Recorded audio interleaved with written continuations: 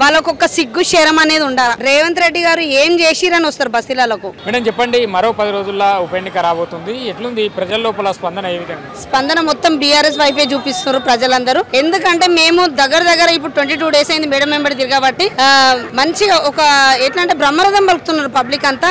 ఏంటంటే ఒక ఆరతులతోటి మంగళారతులు శాల్వాలతోటి ఆమెను సన్మానించడం జరుగుతుంది. మేము ఇక్కడ ఒక గెలుపొందేది మీరే సునీతమ్మ, మీరు రాకుండా పర్లేదు, గోపన్న మాకు అన్ని చేసిండు ఇక్కడ పనులు, ప్రతి ఒక్కరు ఇంట్లో ప్రతి ఒక్కటి చెందిందన్నట్టు మాట్లాడుతున్నారు. అంటే అక్కడ కాంగ్రెస్ పార్టీ నుంచి నవీన్ యాదవ్ గారు, ఇక్కడ బీజేపీ నుంచి లంకాల దీపక్ రెడ్డి గారు కూడా జోరుగా సాగుతున్నాయి. మరి ఎట్లా ఉండబోతుంది మేడం? మళ్ళీ బీఆర్ఎస్ సొంతం చేసుకోబోతుందా ఈ సీటు? ఈ జోరుగా సాగుతుంది. నవీన్ యాదవ్ అయితే గెలిచినామని ఒప్పుకుంటున్నాడు, కానీ అదేందో మాకు కూడా తెలుసు. ఎవరు గెలవబోతుర్రో, ఎవరు భారీ మెజార్టీతో వస్తారో పబ్లిక్ అందరి ముందు చూపున చూపిస్తున్నారు. ఇప్పుడు యూట్యూబ్లలో మీరు చూసినట్టయితే ప్రతి ఒక్కరు చెప్పేది ఒకటే, మేము రౌడీ షీటర్లకి వేయమని చెప్తున్నారు. కాబట్టి ఏంటంటే ఒక ప్రతి మనిషి ఒక కోరేది, మేము ఒక మా బస్తీలో ఏమైనా పని కావాలంటే మంచి మనిషిని కోరుకోవాలి, కానీ రౌడీ షీటర్ అవసరం లేదని కోరుకుంటున్నారు. ఇంకోటి ఏంటంటే first of all Revanth Reddy గారు ఏం చేసిరని వస్తారు బస్తీలకు. ఒక 2500 ఇచ్చి 6 గ్యారెంటీలు అమలు చేసినప్పుడు మాట్లాడదాంలే, కానీ ఇప్పుడైతే ప్రస్తుతానికి ఏం లేదు. ఆడోళ్ళకు జుట్లు పట్టి కొట్టుకుంటే చేసింది, కానీ ఇంకా ఏం లేదు. కేసీఆర్ చేసిన స్కీమ్లలో ఒక 2% కాదు, 1% కూడా ఏం చేయలేదు. టీఆర్ఎస్ బాకీ కార్డులను పట్టుకొని వెళ్తుంది, కాంగ్రెస్ పార్టీ ఏమో 6 గ్యారెంటీలు మేము ఒక్కొక్కటి అమలు చేస్తున్నాం, ఇంకా సమయం ఉంది కదా అని చెప్పి మాట్లాడుతున్నారు. వాళ్ళకొక సిగ్గు శరం అనేది ఉండాలి.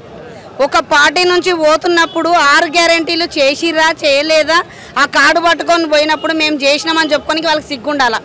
అందులో చేసింది ఒక్కటి ఏమీ లేదు, అలా చేసినామని చెప్పుకోనికి వాళ్ళకి సిగ్గుండాలా. కానీ ప్రజలందరికీ తెలుసు ఏంటంటే 2500 ఇచ్చిరా, ఇవ్వలేదు. ముసలోళ్ళకి పింఛన్ ఎక్కువ వేస్తానని వేసిరా.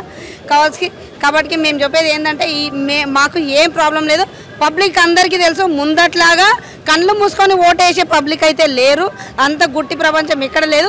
ముందు కూడా హైదరాబాద్లో భారీ మెజార్టీ తోటి ఎట్లయితే ఎమ్మెల్యేలు గెలిచిరో అట్లనే మళ్ళీ ఎమ్మెల్యే బీఆర్ఎస్లో వస్తున్నారు. మళ్ళీ సునీతమ్మ అసెంబ్లీలో కూర్చొని కొట్లాడుతుందని కూడా బీజేపీ పోటీలో ఉండే అవకాశం ఉందా? కాంగ్రెస్ బీఆర్ఎస్ మధ్యలో పోటీ ఉంటుందా? ఎవరు లేదండి.